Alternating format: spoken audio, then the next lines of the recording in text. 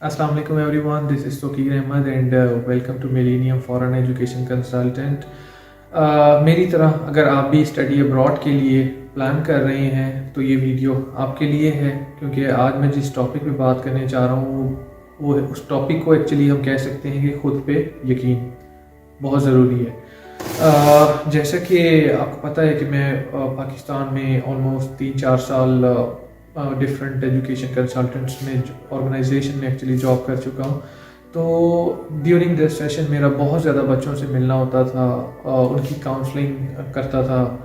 तो during counselling and interviews बहुत सारी क्वेश्चंस रेज होते थे मेरे सामने, और उनमें सबसे जो मोस्ट इम्पॉर्टेंट क्वेश्चन था, सर मेरा वीज़ा तो रिजेक्ट नहीं हो जाएगा, सर मेरे पासपोर्ट पे रिजेक्शन की स्टैम्प तो नहीं लग जाएगी।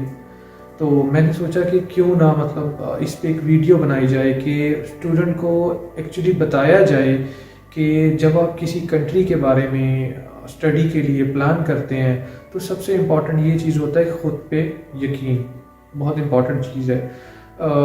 जैसे कि मैं अभी इटली में अवेलेबल हूँ और स्कॉलरशिप पे अल्हम्दुलिल्लाह स्टडी कर रहा हूँ।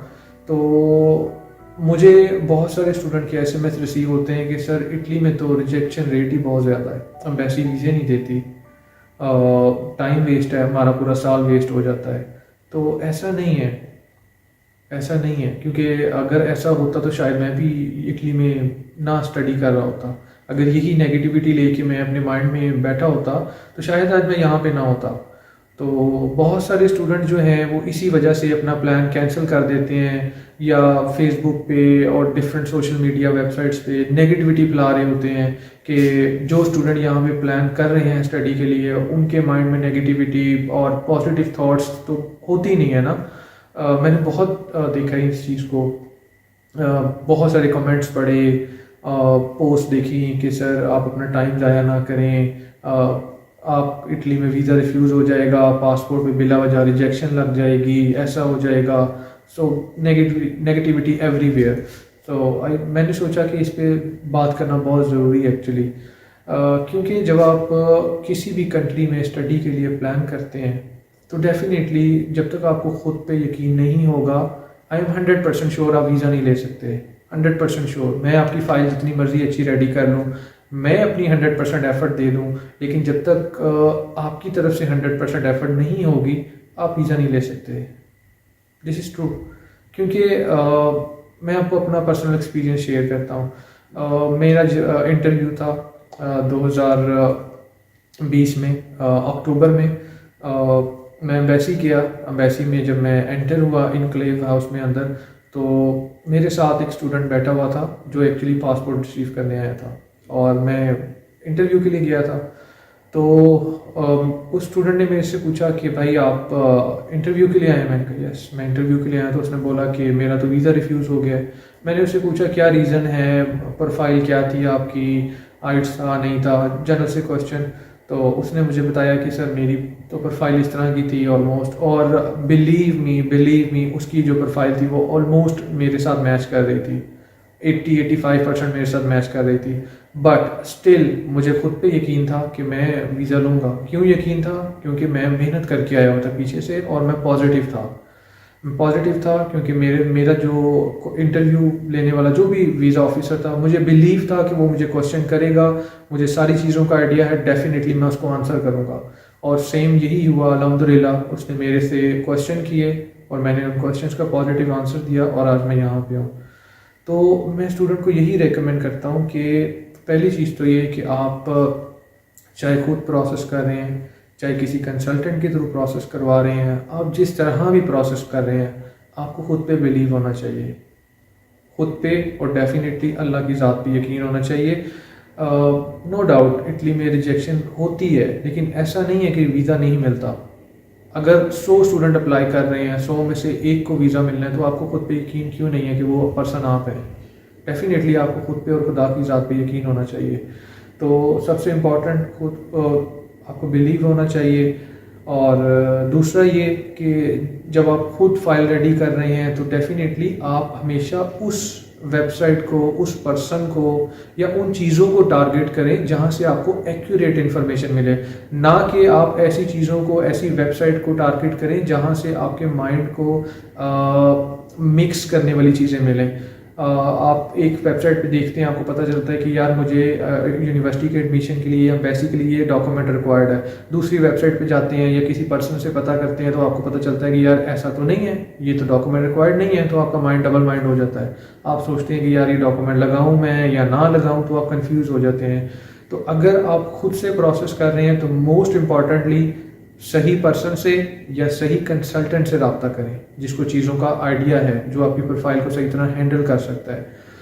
और अगर आप कंसल्टेंट के पास जा रहे हैं तो फिर जिस कंसल्टेंट से आप प्रोसेस करवा रहे हैं, मेरी आपसे मोस्ट इम्पॉर्टेंट रिक्वेस्ट है कि आप उस कंसल्टेंट की बात पे बिलीव करें और उसके साथ अटैच रहें। क्योंकि जब आप एक कंसल्टेंट से प्रोसेस करवा रहे हैं और आप कांटेक्ट में तकरीबन 3-4 कंसल्टेंट आपने और भी रखे हुए हैं अपने साथ, तो आप कंफ्यूज हो जाएंगे। आप कंफ्यूज हो जाएंगे टोटली।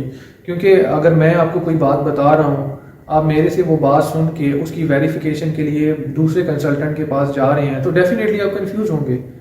जो चीज़ मैं आपको बता रहा हूँ क्या पता वो उसको ना पता हो, या जिस वे में मैं आपको बता रहा हूँ उसको उस दूसरे कंसल्टेंट को उस वे में ना पता हो। तो ये चीज़ें कंफ्यूजिंग होती हैं।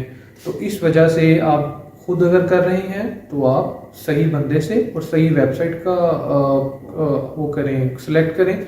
और अगर कंसल्टेंट से करवा रहे हैं तो कंसल्टेंट के साथ एटलीस्ट लॉयल होके रहें। बाकी जगहों पे आप मतलब इस तरह सर्च आउट चीज़ों को ना करें। सोशल मीडिया पे बहुत ज़्यादा नेगेटिविटी होती है, तो सोशल मीडिया को अवॉइड करें बहुत ज़्यादा। फेसबुक पे और इंस्टाग्राम पे बहुत ज़्यादा लोग इस तरह अवेलेबल होते हैं जो मतलब आपको नेगेटिविटी फैलाते हैं। तो इनसे अवॉइड करें, इनसे दूर रहें। मोस्ट इम्पॉर्टेंट चीज़ यही है कि अपनी सराउंडिंग में पॉजिटिव चीज़ों को रखें और हमेशा खुद पे और खुदा की ज़ात पे यकीन रखें कि आप जो भी प्लान कर रहे हैं और जिस तरह भी प्लान कर रहे हैं, इंशाल्लाह आप उसमें कामयाब ज़रूर होंगे। और अपने सामने हमेशा एग्जांपल्स रखें कि अगर वो बंदा जो है इटली में है और मेहनत करके जा सकता है तो why not me. This is very important thing. और मुझे लगा कि मुझे इस चीज़ पे बात करनी चाहिए, तो मैंने ये वीडियो बनाई है। आई बिलीव कि मेरी इस वीडियो से आप पॉजिटिव इमेज क्रिएट करेंगे, पॉजिटिव आप एनर्जी लेंगे और चीज़ों को फर्दर पॉजिटिव तरीके से प्लान करेंगे। क्योंकि लाइफ में अगर आपने कामयाब होना है तो अपने आप को हमेशा पॉजिटिव लोगों के साथ इंगेज करें, पॉजिटिव चीज़ों के बारे में सोचें और हमेशा पॉजिटिव ही बात करें अगर आप कामयाब होना चाहते हैं। तो आई बिलीव कि मेरी इस वीडियो के बाद बहुत सारे लोगों को आसानी हो जाएगी अपना फ्यूचर प्लान करने में, स्पेशली इटली में।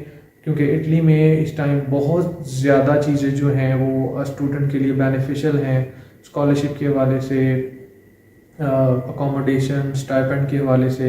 लेकिन साथ ही साथ बहुत ज़्यादा इसके बारे में नेगेटिविटी भी फैलाई जाती है कि वीज़ा नहीं मिलता, फजूल की रिजेक्शन लग जाएगी, टाइम वेस्ट हो जाएगा। ऐसा नहीं है, क्योंकि जब आप कहीं किसी और कंट्री का वीज़ा अप्लाई करते हैं, लाइक आप यूके अप्लाई कर लें, आप कनाडा अप्लाई कर लें, आपको गारंटी नहीं होती। आपको गारंटी है? अगर गारंटी है तो बताएं आप।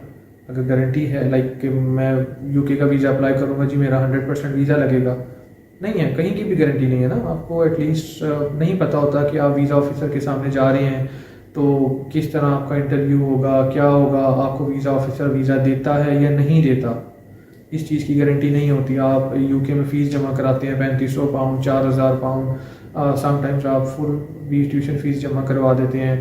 कनाडा में अगर आप जा रहे हैं तो आप SDS प्रोसेस के थ्रू 40 से 50 लाख इन्वेस्ट करते हैं, लेकिन आपको स्टिल गारंटी नहीं है अनलेस अनटिल आप पॉजिटिव नहीं हैं। अगर आप पॉजिटिव हैं, आपके अंदर पॉजिटिव वाइब्स हैं, चीज़ों को पॉजिटिवली लेके चल रहे हैं, फिर तो डेफिनेटली आप वीज़ा लेंगे। लेकिन अगर आप खाली इटली को टारगेट कर रहे हैं कि जी टाइम वेस्ट है, वीज़ा नहीं मिलता, रिजेक्शन रेट ज़्यादा है, तो ये पॉजिटिव चीज़ नहीं है, ये नेगेटिव चीज़ है जो आपने लोगों से सुनी है, लोगों से आपने ऑब्ज़र्व की है। आपने सिर्फ सोशल मीडिया में नेगेटिव चीज़ों को सर्च किया है, ऐसा नहीं है। तो अगर आप पॉजिटिव तरीके से जा रहे हैं तो डेफिनेटली आपको हर कंट्री का वीज़ा मिलेगा। अगर आप नेगेटिव वे में सोच रहे हैं, नेगेटिव वे में जा रहे हैं, तो फिर चीज़ें मुश्किल हो जाएंगी।